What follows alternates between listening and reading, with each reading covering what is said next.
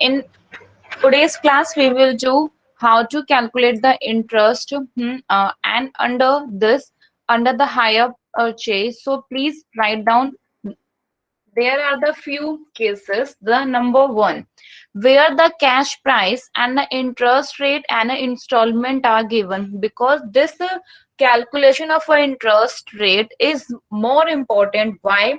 This is more important because first of all, we have to know need to understand कि purchase price कितना है, उस purchase price में क्या क्या पार्ट इंक्लूड होगा उस परचेज प्राइस में, because the purchase price is equal to the word, because जो परचेज प्राइस है, जो हमारे पास हायर परचेज प्राइस के अंदर कौन कौन से डिफरेंट अमाउंट्स हमारे पास इंक्लूड होती हैं, हायर परचेज प्राइस में हमें क्या क्या जो कंपोनेंट है वो गिवन होगा, हायर परचेज प्राइस में हमें जो कंपोनेंट्स गिवन होते हैं वो कंपोनेंट्स गिवन होते हैं, ठीक है, उसके अंदर। So please write down the hire purchase price is equal to the cash price plus what, plus करना है हमें उसमें से इंटरेस्ट कंपोनेंट।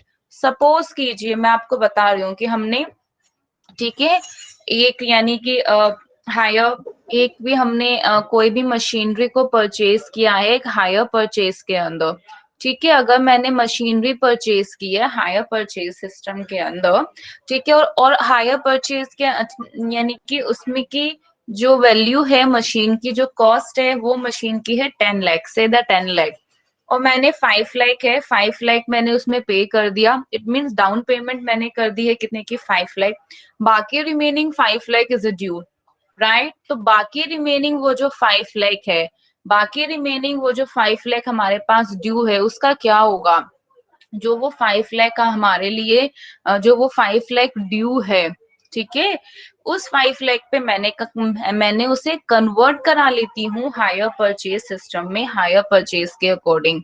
इसका मतलब क्या, उस 5 लाख पे मुझे इंटरेस्ट नहीं पे करना पड़ेगा, ऑब्वियसली अगर आप down payment on the spot पे कैश पेमेंट करते हो तो आपके पास उसमें इंटरेस्ट कंपोनेंट इतना इंक्लूड नहीं होता, लेकिन आपको उसमें देना है तो आपका जो डाउन पेमेंट है वो उसमें क्या होती है, इंक्लूड होती है, ठीक है।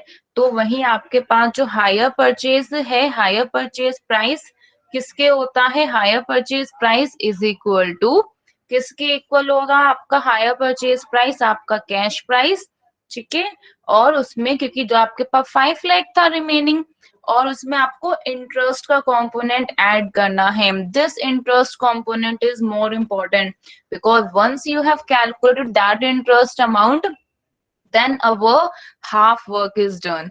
So see, there are the different methods of calculating the interest rate, and these methods completely depend on the given conditions कि हमें हमारे पास conditions में या फिर situations में हमें क्या क्या चीज given है, ये entirely हमारा उसी concept के ऊपर given होता है।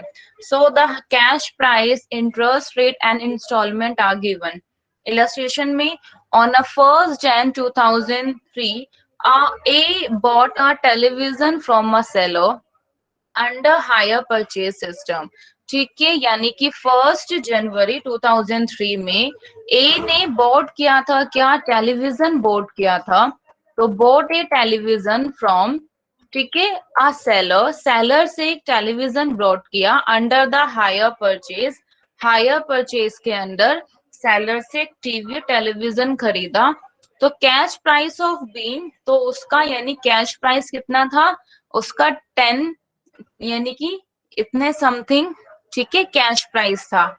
आगे देखिए, यानी कि 10,000 उसका इतना कैश प्राइस है, तो 3,000 to be paid on the signing agreement, clear. तो हमने 3,000 क्या है उसके साइनिंग एग्रीमेंट में क्या कर दिया, पे कर दिया, और balance to be paid in a 3 equal instalment of 3,000 at the end of the each year, यानी कि हर साल के, हर ईच ईयर के एंड में 3,000 का इक्वल इंस्टॉलमेंट में हमने बैलेंस पे किया। सो प्लीज टेल मी कि इसमें आप क्या समझते हैं, क्या बताया।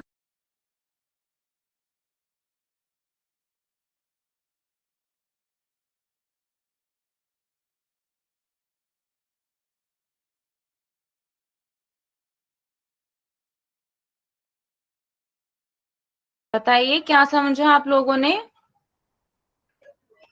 ठीक है। सो इट मीन्स कि यहाँ देखो आपके पास अगर मैं यहाँ पे सिंपल इस तरीके से देखती हूँ, 3000 की डाउन पेमेंट कर दी, बाकी का जो ये 3000 है ये इक्वल इंस्टॉलमेंट बनी है, 3 इक्वल इंस्टॉलमेंट बनी है 3000 की eight the end of the each year.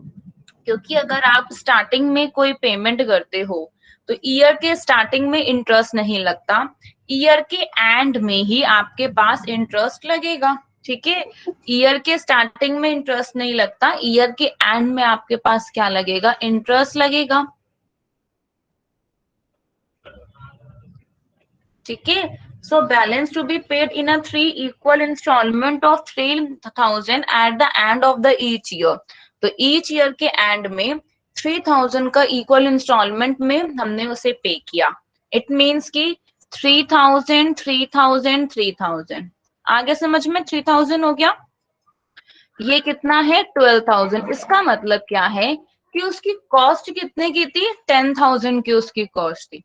अगर उसके पास 10,000 की थी और हमें वो कितने में आया, यानी कि वो हमें 12,000 में मिला, यानी कि इंस्टॉलमेंट आपके पास कितने की हो गई है, 12,000 की आपके पास, यानी कि आपको वो जो हायर परचेज प्राइस है 12,000 का आपको मिला। नाउ द नेक्स्ट, अब आपको है कि क्या इसमें इसमें तो आपके पास कोई भी इंटरेस्ट का कंपोनेंट गिवन नहीं होगा। अब मुझे हर हर ईयर में, यानी कि हायर परचेज सिस्टम में मुझे हर ईयर में ट्रांजैक्शन करनी है, मुझे एंट्री करनी है, तो उस केस में क्या करना पड़ेगा, यानी कि मुझे उस केस में एंट्री करनी है, ट्रांजैक्शन करना है। So in order to calculate the interest, so calculation of a interest, interest निकालना है, and this is the cash value. ठीक है, तो ये कितना हो गया, इंस्टॉलमेंट कितने की है, 3000 की है, तो यही आपके पास 3000 की कैश वैल्यू है। ठीक है, अब यहाँ पे आप देखिएगा कि इसमें आपके पास इस 3000 में आपके पास इंटरेस्ट का कंपोनेंट इंक्लूड है, बिकॉज इस 3000 में आपका इंटरेस्ट का कंपोनेंट इंक्लूड है। अब मेन आपको देखना है कि आपका इंटरेस्ट कितना आता है, आपका इंटरेस्ट है वो कैसे आएगा, आप इंटरेस्ट को कैसे निकालोगे, बहुत सिंपल है निकालना। देखो 10,450 का आपका टोटल क्या था, प्राइस था, उसमें से 3000 आपने पे कर दिया, तो अमाउंट ड्यू कितनी रह गई थी, 7,450। 7,450 का आप 10% निकाल दो, तो 7,450 का 10% निकाल दो, कितना आ गया, 745। तो 745 ये उसकी अमाउंट निकल के आई है। तो मैं अगर 3000 में से ये इंटरेस्ट माइनस कर दूं तो मेरे पास इट मींस कि जो प्रिंसिपल अमाउंट पे की गई है, प्रिंसिपल अमाउंट कितनी पे की है, 2,225। Clear. Now the next is 3000 की अगेन इंस्टॉलमेंट थी। अब ये जो बैलेंसिंग था, यानी 7,450 में से हमने, क्योंकि मैं यहाँ पे बैलेंसिंग निकाल रही हूँ, ये जो इसका बैलेंस है कैश वैल्यू मैंने माइनस कर दी, यानी कि 2,255, यानी कि जो मेरे पास बैलेंसिंग फिगर थी, ये बैलेंसिंग फिगर मैंने इसमें से क्या कर दी है, माइनस कर दी है, यानी 7,450 minus the 2,255, remaining is a 5,195। ठीक है, इस ये रिमेनिंग अमाउंट, यानी देखो अगर आप इसको, इस रिमेनिंग अमाउंट को ईयर के स्टार्टिंग में पे करते हो फिर तो कोई इंटरेस्ट नहीं लगेगा, लेकिन आप ईयर के एंड में पे कर रहे हो क्योंकि टाइम वैल्यू ऑफ मनी है, तो मनी के टाइम वैल्यू के हिसाब से आपको उतना ज्यादा इंटरेस्ट पे करना पड़ेगा, तो आपको उतने ही ज्यादा वो जो अमाउंट है वो आपको पे करनी पड़ेगी। तो यानी कि 5,195 मल्टीप्लाई कर दो उसका 10%, ये निकाला तो कितना हो गया, 519 है। तो इस 3000 में से अगर 519 माइनस कर देंगे, so this is the our the cash value, इतनी हमारी कैश वैल्यू बचेगी। ठीक है, तो ये हमारी कैश वैल्यू है। अब फिर सेम, अब मेन चीज क्या है, आपके पास 3,000 यही आपके पास है। आप इसमें से माइनस कर देना, जो आपके पास रिमेनिंग है उसमें से इतने इंस्टॉलमेंट माइनस करके आप सेम इस इन्हीं तरीके से आप इंटरेस्ट का जो है वो कंपोनेंट निकाल दोगे, और after calculating the your interest component we can easily calculate the our cash value. Our cash value is of what? Our cash value is like the our principal value. Clear? So now you can add them. आप इन सभी principal value को add कर दीजिए. तो these principal value is our the total cash value. It means why this is return as a cash value, because if you ठीक है ना pay in the entire amount in a cash, then there will be the no component of the interest. Then आपका जो interest है वो लगेगा ही नहीं. अगर आप ये कैश की सारी अमाउंट पे करते हो तो आपका इंटरेस्ट का कोई भी कॉम्पोनेंट नहीं लगेगा. ठीक है. तो कैश वैल्यू कितनी है? कैश वैल्यू है 10,450 की. ठीक है. तो कैश वैल्यू कितने की हो गई है? 10,000. 10,450 की आपकी कैश वैल्यू है. ये इंटरेस्ट है. ठीक है. 745,519. ठीक है. 285. तो ये आपका इंटरेस्ट कंपोनेंट है. ठीक है. 1550. तो इसमें कैश वैल्यू और प्लस इंटरेस्ट है, ऐड कर दो तो कितना आ जाएगा? 12,000. क्लियर? ठीक है. So this is our calculation of the interest की कैलकुलेशन है. ठीक है. तो यानी कि हमने यहाँ पे इंस्टॉलमेंट पे की गई कितने की? 3,000 की इंस्टॉलमेंट. तो इंस्टॉलमेंट में तो आपके पास इंटरेस्ट का कंपोनेंट नहीं होता है. ठीक है. तो कैलकुलेशन ऑफ इंटरेस्ट में ठीक है, तो ये आपके पास इंस्टॉलमेंट में 3,000 है. एंड देन 3,000 आपका वही कैश वैल्यू. And then 3,000 3,000 3,000. ठीक है. फिर उसमें आपका एंटायर आप इसमें इंटरेस्ट के कंपोनेंट देखोगे, क्योंकि इस हमें हमारे पास जो ये एक पर्टिकुलर टाइप का केस है. इन दिस केस ठीक है, our rate of the interest is a given. ठीक है. अवर द इंस्टॉलमेंट वैल्यू ठीक है ना, down payment is a given, instalment value is a given, and the total cash price is a given. ठीक है. तो अगर ये आपके पास क्वेश्चन में आपको डिपेंड करेगा कि आपके पास गिवन क्या क्या है, कौन कौन से आपको डिफरेंट टाइप के जो आइटम्स हैं वो आपके गिवन है, और जितने टाइप के आपके आइटम्स आपको गिवन होंगे उसी के बेसिस पे कैलकुलेट करना पड़ेगा. ठीक है. So there is a no time gap between the signing of a agreement and the cash down payment. क्योंकि देखो यहाँ लिखा है ना कि क्योंकि जो कैश डाउन पेमेंट है वो तो उसी टाइम ही की गई थी, तो इसीलिए इस पे कोई इंटरेस्ट कैलकुलेट नहीं किया गया. द एंटायर अमाउंट जो है वो आपका कैश प्राइस है, और बाकी आप ये ऐसे भी निकाल सकते हो. ठीक है. कि यही मतलब 3,000 में से आपने बाकी इतना माइनस कर दो, इतने का आपका के पास क्या आ जाएगा. ठीक है. लास्ट इंस्टॉलमेंट कि आपने जैसे ये बैलेंसिंग फिगर है, ये कैसे निकालोगे? कि हमें ये टोटल गिवन है. ठीक है. इंस्टेड की हम आप इसका परसेंटेज निकाल रहे हो, इन सभी को ऐड कर दो, फिर आपको 10,450 में से माइनस कर दो, तो we can easily calculate the over 2,714. ठीक है. तो हम हमारे पास ये जो बैलेंसिंग फिगर है 2,714, ये हम इजीली कैलकुलेट कर देंगे. एंड देन फिर आपका 3,000 में से इसे माइनस कर देना तो 285.50 हमारा निकल जाएगा. So the interest in the last installment is taken at the differential figure. ठीक है. यानी कि हम डिफरेंशियल अलग तरीके से उनका डिफरेंस करके भी हम कैलकुलेट कर सकते हैं. How do we? So by the at the differential figure of 285.5, that is a 3,000 minus 2,714.50. Clear? Now the next is have you doubt in this?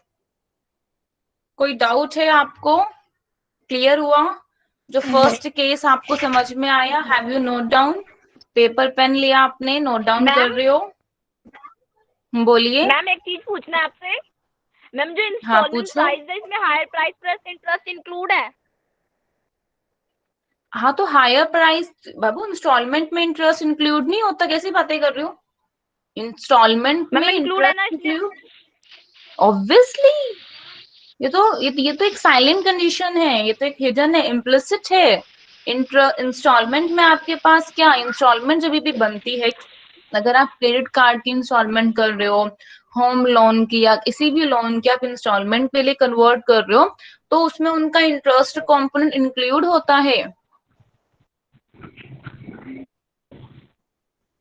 ठीक है, तो उनका उसमें इंटरेस्ट कंपोनेंट है वो इंक्लूड होगा, ध्यान रखना। तो interest component is included in that. ठीक है, तो आपके पास यहाँ पे आ जाइए। ठीक है, so the interest in the last instalment is taken at the differential figure. ठीक है, तो दैट इज 3000 माइनस 2714.50, तो कितना हो गया 285.50।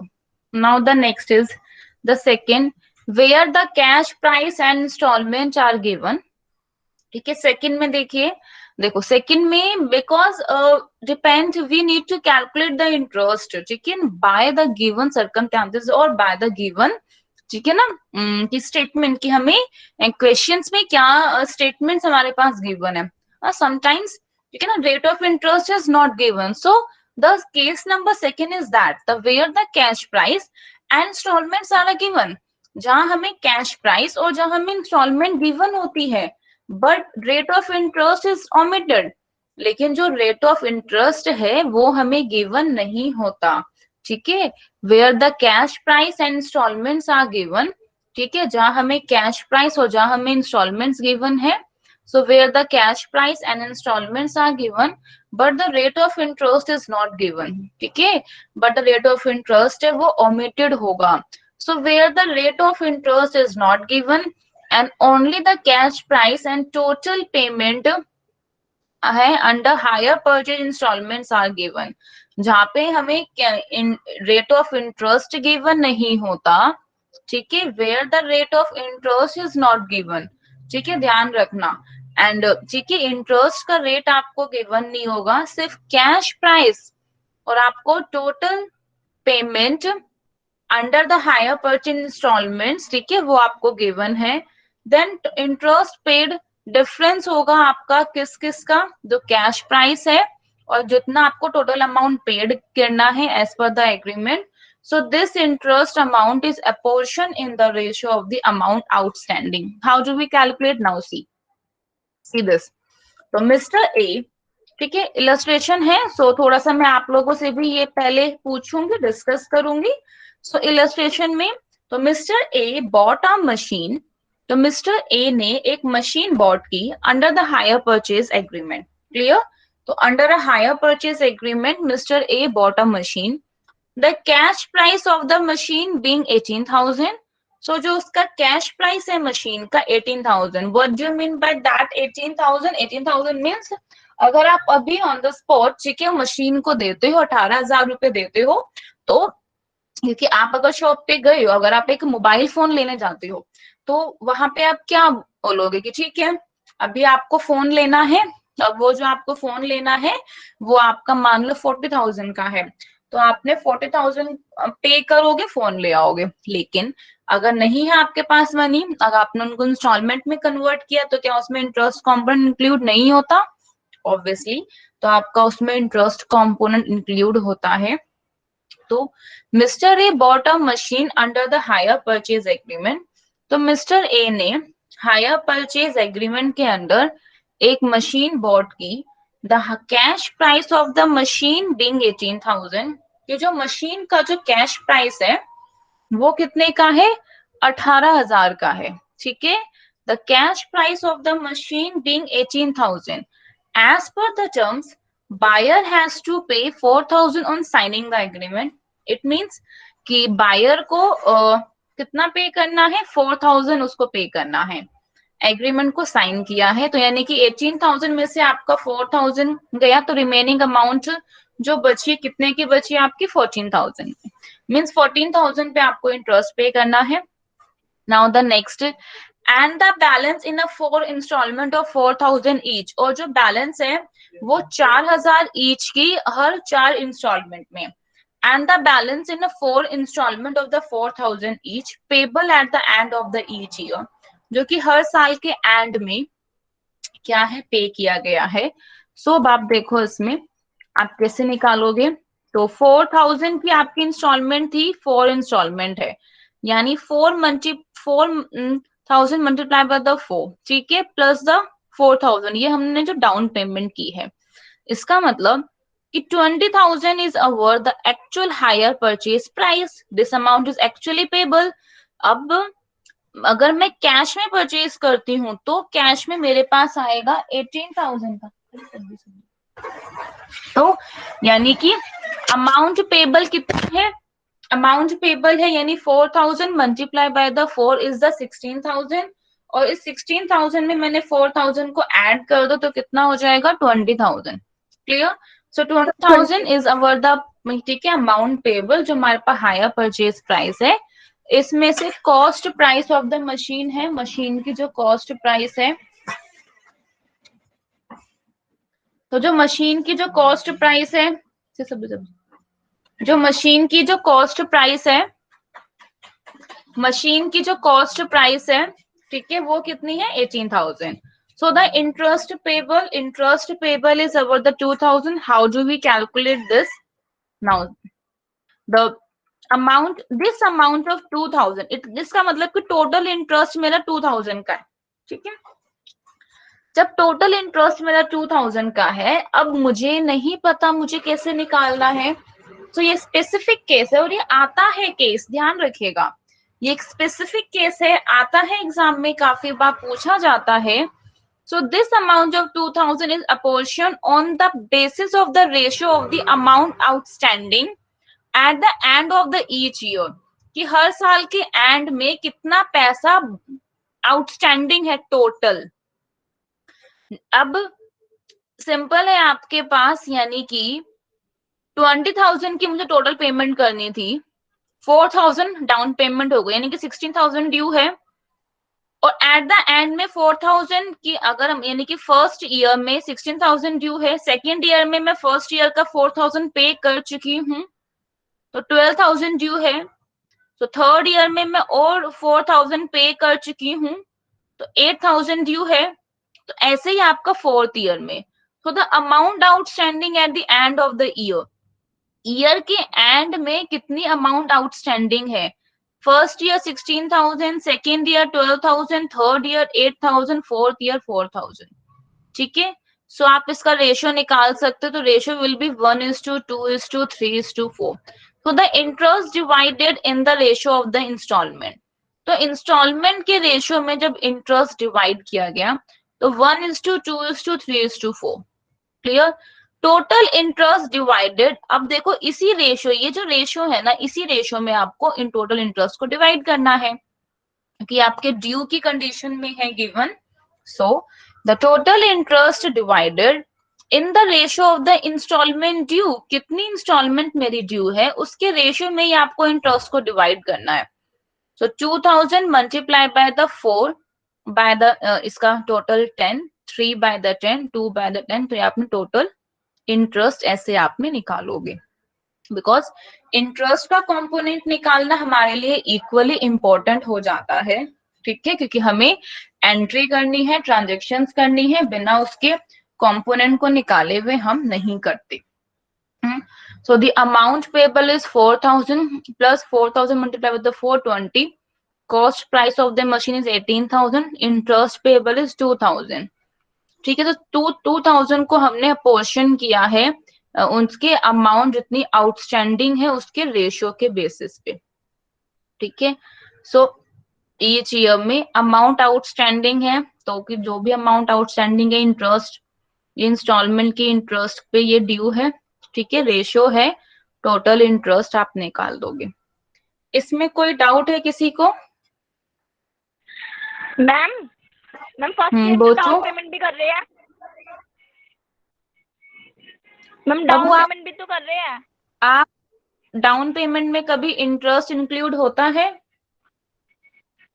No ma'am. फिर मैम इसकी रेशो नहीं बने, रेशो बनेगी ना? जब डाउन पेमेंट में इंटरेस्ट इंक्लूड ही नहीं है तो रेशियो क्यों बनेगी?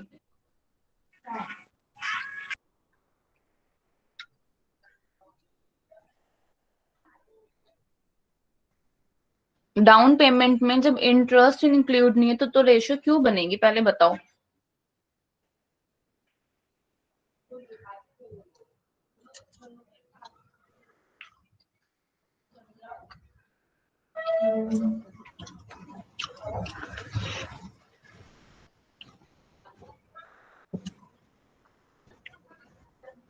ठीक है।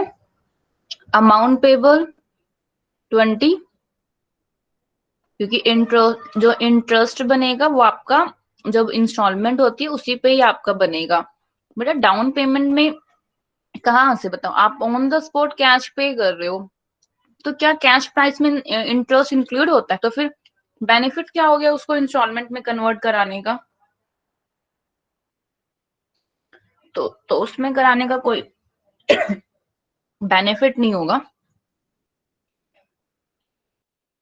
ये आपने नोट डाउन कर दिया? ये सभी ने नोट डाउन किया? Yes ma'am. Screen yes share ma'am कर करनी, दी। आप स्क्रीन आप देख लो जैसे करना है आपको।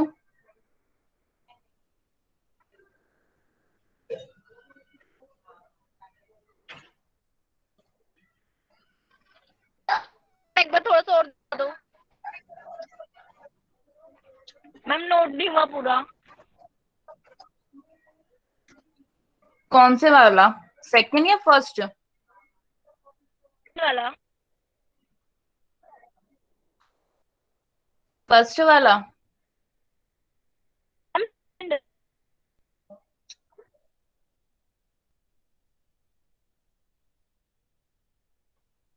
अब इसके दो टाइप हो रहे हैं क्योंकि ये टोटल 4 टाइप्स के होते हैं। स्क्रीनशॉट लेने तो आप स्क्रीनशॉट ले लो, बाद में नोट डाउन कर लेना।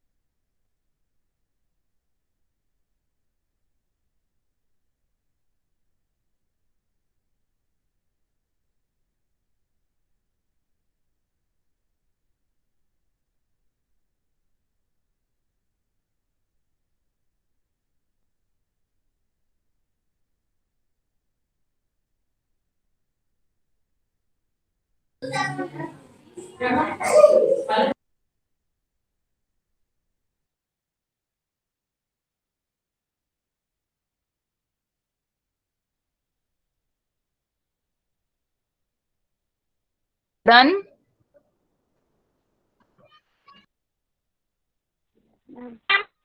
Yes ma'am.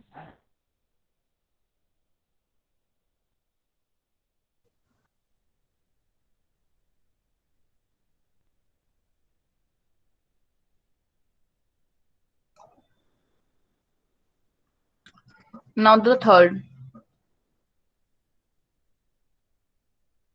where the installment and rate of interest are given. ठीक है, because the installment is a given and a rate of interest is also the given. तो जो आपके पास rate of interest है वो भी आपको given है।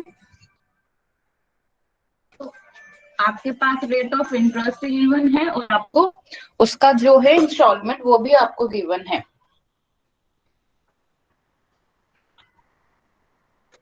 तो अब नेक्स्ट क्या है, but the cash value of the asset is omitted. लेकिन एसेट की जो कैश वैल्यू है वो ओमिटेड है।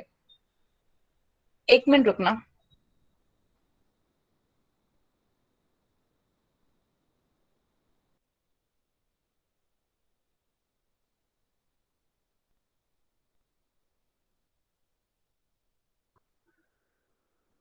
So cash value of the asset is omitted, यानी कि एसेट्स की जो कैश वैल्यू है वो ओमिटेड है। In such in problems cash price is not given, यानी कि हमें सर्टेन प्रॉब्लम्स में कैश प्राइस गिवन नहीं होता. It is necessary that we must find out the cash price. तो सबसे पहले हमें कैश प्राइस को फाइंड करना है, एंड देन उसके बाद इंस्टॉलमेंट में हमें इंटरेस्ट को जो भी इंक्लूड है. So that we must find out the cash price obviously, क्योंकि जब उसमें कैश प्राइस गिवन नहीं है तो it means cash price is my the principal component. यानी कि सबसे पहले मुझे उसमें जो प्रिंसिपल कॉम्पोनेंट है, मुझे उसमें प्रिंसिपल कॉम्पोनेंट को फाइंड करना है. एंड इंटरेस्ट कितना, इंस्टॉलमेंट में कितना इंटरेस्ट इंक्लूड है, and interest included in the instalment. The asset account is to be debited by the cash price. वो हम अकाउंट का ट्रीटमेंट जब मैं आपको समझाऊंगी तब हम अकाउंट का ट्रीटमेंट करेंगे. ठीक है, क्वेश्चन पे आइए. लेट द आउटस्टैंडिंग अमाउंट भी 100. ठीक है, आउटस्टैंडिंग अमाउंट कितने की है, 100 की है. यानी कि इंटरेस्ट कितने का है, 100 पे. अगर आपको 10% का इंटरेस्ट है 100 अमाउंट पे तो 10 का हो गया. मान लो आपके पास जो कैश प्राइस है, यानी कि जो आपको आउटस्टैंडिंग अमाउंट ड्यू है, यानी कि आपको 100 रुपए देने हैं. अगर आपको 100 रुपीज पे करना है तो 100 रुपीज पे आप उसे ईयर के एंड में पेमेंट करते हो. अगर आप ईयर के एंड में पेमेंट कर रहे हो, ठीक है, तो आपके पास कितना होगा, interest at the rate 10% on 100 for a year. Year के लिए आप 100 पे 10% का इंटरेस्ट कितना हो गया, 10 हो गया. Instalment paid at the end of the year. Year के एंड में जो इंस्टॉलमेंट पेड की गई, ठीक है, तो instalment paid at the end of the year कितने का है, 110. ठीक है, तो क्योंकि आपको 100 आपको ड्यू था और 10 आपका इंटरेस्ट निकल के आया, सो 110 इज योर द इंस्टॉलमेंट. अब मुझे यहाँ पे इंटरेस्ट निकालना है. तो इंटरेस्ट का रेशियो मैं कैसे निकालूंगी कि इंस्टॉलमेंट पे तो 10 अपॉन में 110. ठीक है, सो दिस द 10 अपॉन में 110 यानी कि 1:11 एज अ रेशियो. तो 1:11 मेरा क्या निकल के आया, उसका एक इस टाइप का रेशियो हमने निकाला. तो क्वेश्चन में आपको क्या चीज गिवन है, इंस्टॉलमेंट आपको गिवन है. ठीक है, आपके पास रेट ऑफ इंटरेस्ट आपको गिवन है, बट द कैश वैल्यू आपको गिवन नहीं है. तो हमें इसका रिवर्स करना पड़ेगा, यानी कि हमें इंस्टॉलमेंट में, ठीक है, हमें ये रेट तो गिवन है, मुझे ये एक्स नहीं पता, ये जो 100 है ये मुझे एक्स नहीं पता. ये जो 100 है इसको मैंने एक्स मान लिया, इसका 10% का इंटरेस्ट हो गया.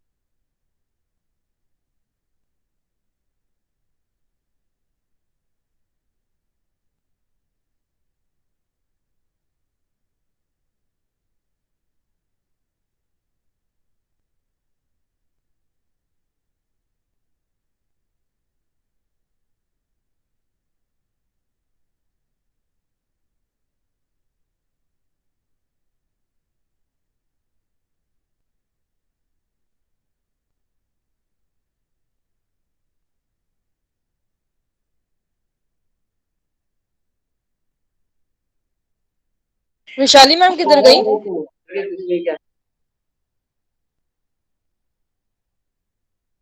मैम लेफ्ट हो गई हैं। क्यों? पता नहीं, नेटवर्क इशू होगा. ओके.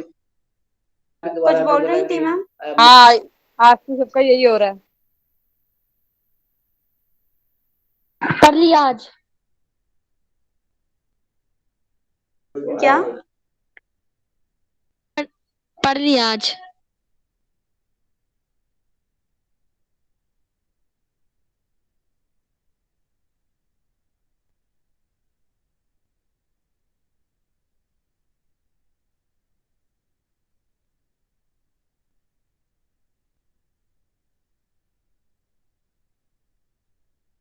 मेरी वॉइस नहीं आ रही है क्या?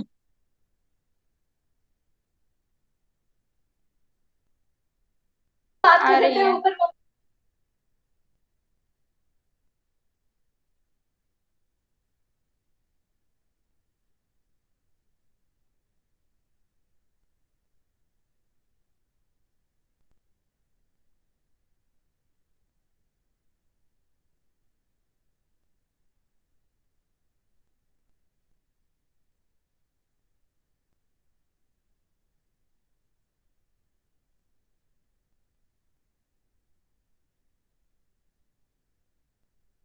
लेफ्ट हो जाए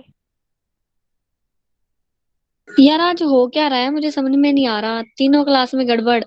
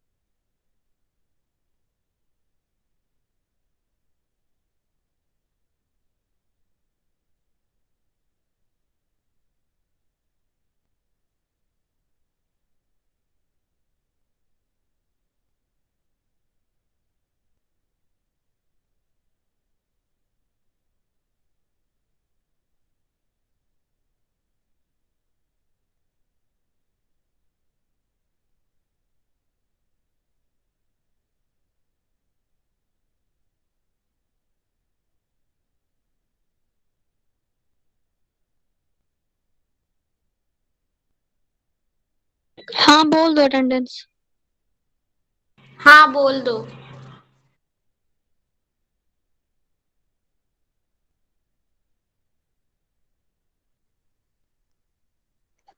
आशिमा, आकांक्षा, अमरप्रीत, आंचल, अंजलि, अंकिता, भावना, चंचल, गर्ग, चंदा, दीक्षा, दिव्या, दिव्या तिवारी, फरीना, गीता, हीना, ज्योतप्रीत कौर, काजल, काजल शुक्ला, करिश्मा, मानसी, मुन्नी, मुस्कान खान, नेहा, नेहा शर्मा, नेहा तनवर, निक्की, पायल, प्राची, प्रार्थना, प्रीति, प्रियंका, प्रियंका गुप्ता, प्रियांशी, राधा, रीना,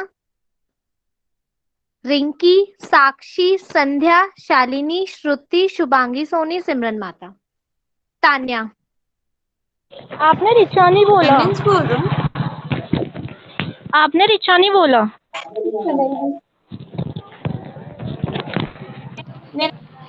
मैंने बोला जरा बताना है। हेलो, मैं दोबारा से बोल देती हूँ। ठीक है।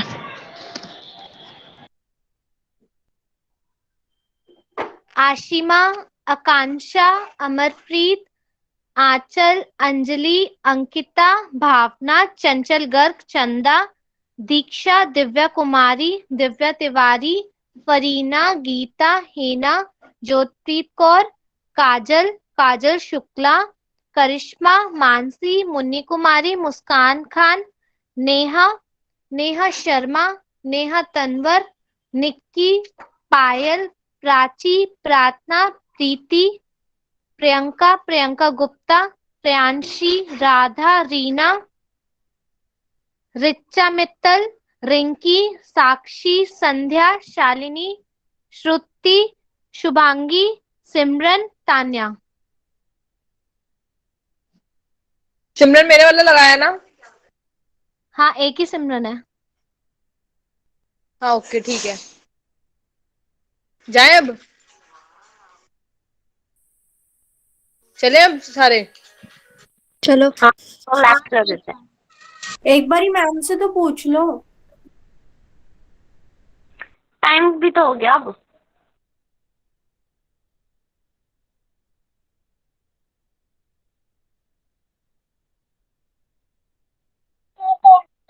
बता दो। लाफ्ट ही कर देते हैं अब।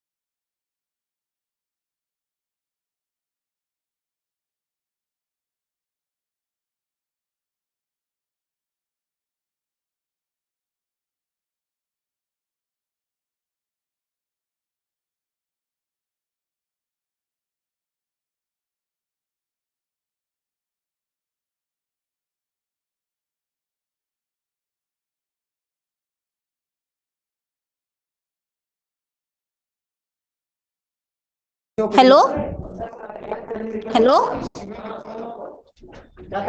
हेलो। हाँ बोलो। यार क्लास ओवर हो गई। मैम तो है नहीं, इसलिए बच्चे निकल रहे हैं, बोल रहे हैं टाइम भी यार हो मेरा गया। ना नेट अभी मतलब डिस्कनेक्ट हो गया था। मेरी अटेंडेंस भी लगा लो, स्क्रीनशॉट ले लो। किसने लिया अटेंडेंस? ग्रुप में नाम लिख दो।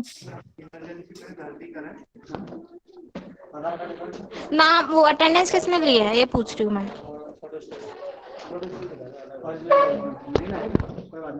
जिज्ञासा ने। हमें लिए तो उसने नाम बोले हैं फिर स्क्रीनशॉट्स लिए हैं? नाम बोला है उसने।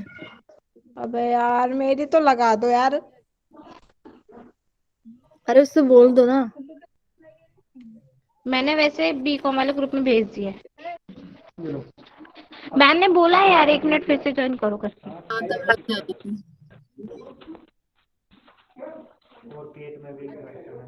देखो पेट और सांस के डॉक्टर, दोनों के डॉक्टर कल बैठेंगे दिन में, नहीं आप वाले सुबह बैठेंगे और पेट के लिए अभी हमारा रजिस्ट्रेशन कर दो। अभी नहीं, कल ही होगा रजिस्ट्रेशन।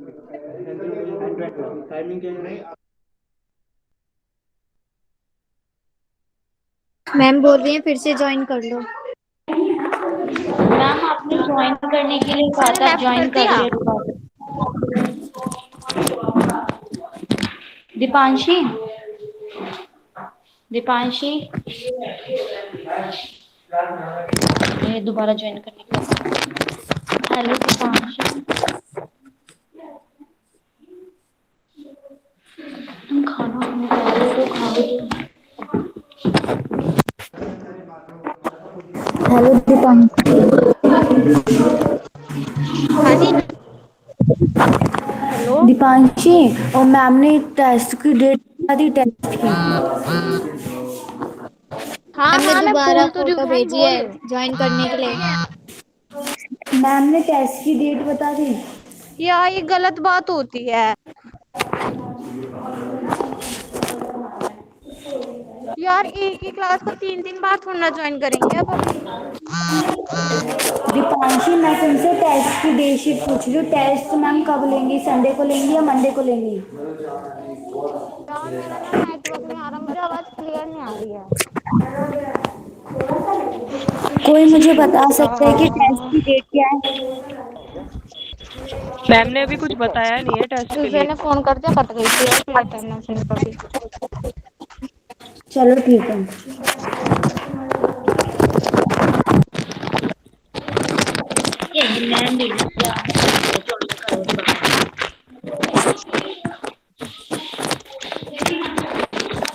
क्या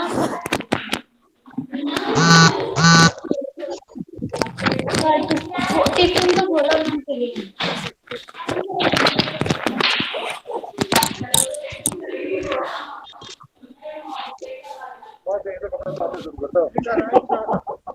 अभी मैं जा रहा हूँ, उसके बाद बताऊंगा।